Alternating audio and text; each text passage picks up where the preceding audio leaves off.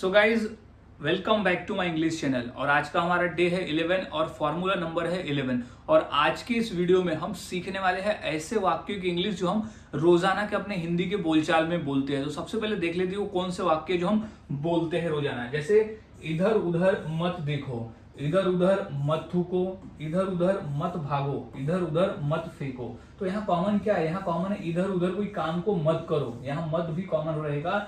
इधर उधर किसी काम को मत करो, किसी कार्य को इधर उधर मत करो। ये हम अपने रोजाना के हिंदी के बोलचाल में कभी ना कभी इस प्रकार के वाक्य को तो बोलते ही है। तो आज से हमें ऐसे वाक्य को इंग्लिश में बोलना है। तो हम देखने वाले हैं कि ऐसे वाक्य को इंग्लिश में कैसे बनाया जाता है और कैसे बोला जाता है, ताकि अगली बार से हम ऐसे वाक्य को इंग्लिश में ही बोले। तो सबसे पहले हमें समझ लेना होगा फॉर्मूले को, कि वो कौन सा फॉर्मूला है जिसके आधार पर हम आसानी से इस तरह के वाक्य को बनाकर बोल सकते हैं। तो सबसे पहले हम समझ लेते हैं फॉर्मूले को।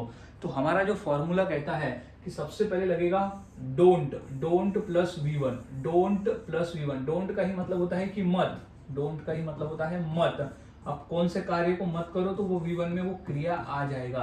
अब कौन से कार्य को मत करो तो वो आ जाएगा क्रिया में। और डोंट यानी यहाँ डोंट भी कॉमन रहने वाला है, क्योंकि डोंट का ही मतलब होता है कि मत, प्लस हियर एंड देयर। ये इंपॉर्टेंट है। हियर एंड देयर का ही मतलब होता है इधर उधर। हियर एंड देयर का ही मतलब होता है कि इधर उधर। याद में से रख लेना है, इधर उधर किसी कार्य को मत करो। तो हमारा कंप्लीट फॉर्मूला क्या कहता है कि don't plus V1 plus here and there, don't plus V1 plus here and there. अब हमने फॉर्मूले को समझ लिया, तो अब हम फॉर्मूले के आधार पर वाक्य को इंग्लिश में बनाना सीखते हैं।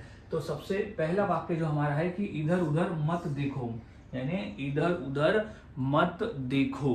तो इधर उधर मत देखो की फॉर्मूला क्या बनता है? सबसे पहले मत के लिए तो आ जाएगा हमारा डोंट, डोंट, डोंट।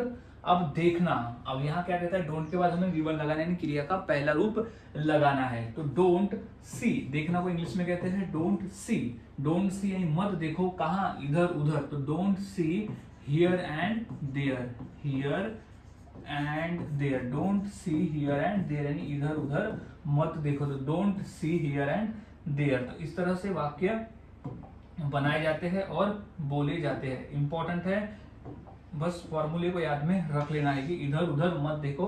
तो don't see here and there. कुछ और वाक्य जैसे इधर उधर मत थूको, इधर उधर मत थूको बोलते ना, यहाँ वहां मत थूको, इधर उधर मत थूको। तो आ जाएगा पहले मत के लिए आ जाएगा डोंट, मत के लिए हम लिखेंगे पहले डोंट। अब थूको की इंग्लिश क्या कहते हैं? तो उसे हम कहते हैं स्पीच। स्पीच यानी होता है थूकना। तो डोंट स्पीच, डोंट स्पीच। अब इधर उधर तो here and there, here and there, here and there. Don't speech here and there यानी इधर उधर मत थूको। तो इस तरह से वाक्य बनाए जाते हैं और बोले जाते हैं। काफी आसान है, बस फॉर्मूले को याद में रखना है और वाक्य जितने चाहे उतने वाक्यों की प्रैक्टिस यहाँ करना है। और वाक्य देख लेते हैं। तो इधर उधर उसे मत बुलाओ, इधर उधर उसे मत बुलाओ।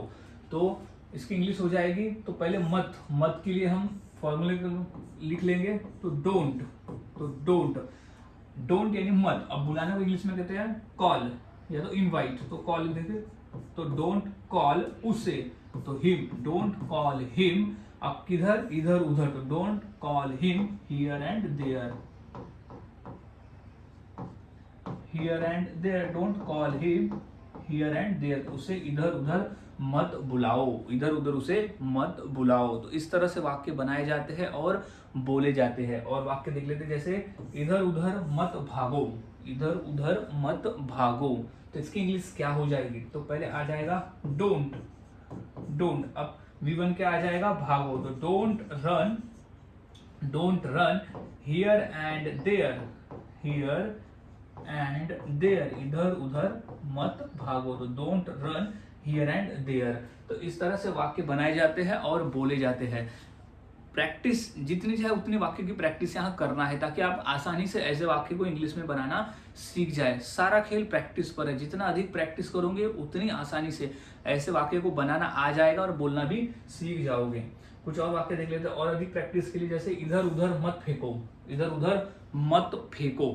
तो इधर उधर मत फेंको तो आ जाएगा पहले डोंट, तो आ जाएगा पहले डोंट, अब फेंकना को इंग्लिश में क्या कहते हैं, थ्रो, तो डोंट थ्रो, डोंट थ्रो। अब किधर, इधर उधर, तो don't throw here and there, don't throw here and there, इधर उधर मत फेंको, तो don't throw here and there.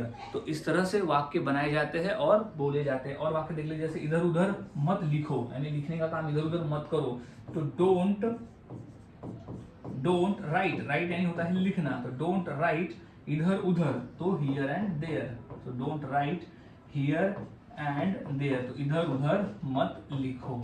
So guys, इस तरह से वाक्य बनाए जाते हैं और बोले जाते हैं। काफी आसान है, बस फॉर्मूले को याद में रखना होता है। अगर फॉर्मूले को याद में रखते हो तो आसानी से आप ऐसे वाक्य की इंग्लिश बनाना सीख जाते हो। तो आज के बाद से ऐसे वाक्य को इंग्लिश में ही बोले, क्योंकि काफी आसान है, बस डोंट का उपयोग करके हमें बनाना होता है। जैसे इधर उधर मत देखो, तो don't watch here and there, don't see here and there. अब इधर उधर मत नाचो, तो don't dance here and there.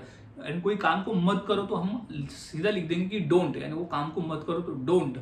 Don't sit यानी मत बैठो यहां वहां इधर उधर, तो हियर एंड देयर, तो इधर उधर मत बैठो, तो don't sit here and there. तो इस तरह से वाक्य बनाए जाते हैं। अब प्रैक्टिस के लिए मैं दो वाक्य देता हूं, ये दो वाक्य की इंग्लिश क्या होगी मुझे मेरे कमेंट सेक्शन में जरूर बताएं। जैसे इधर उधर मत फैलाओ, फैलाने का काम जो है वो इधर उधर मत करो, हम मना कर रहे हैं, यहाँ अल्टीमेटली हम मना कर रहे हैं कि कोई भी काम को इधर उधर मत करो। अब दूसरा है कि इधर उधर मत खेलो, अब खेलना है तो एक जगह खेलो, इधर उधर मत खेलो। तो इस तरह से वाक्य बनाए जाते हैं और बोले जाते हैं। तो ये दो वाक्य की इंग्लिश क्या होगी मुझे मेरे कमेंट सेक्शन में जरूर बताएं।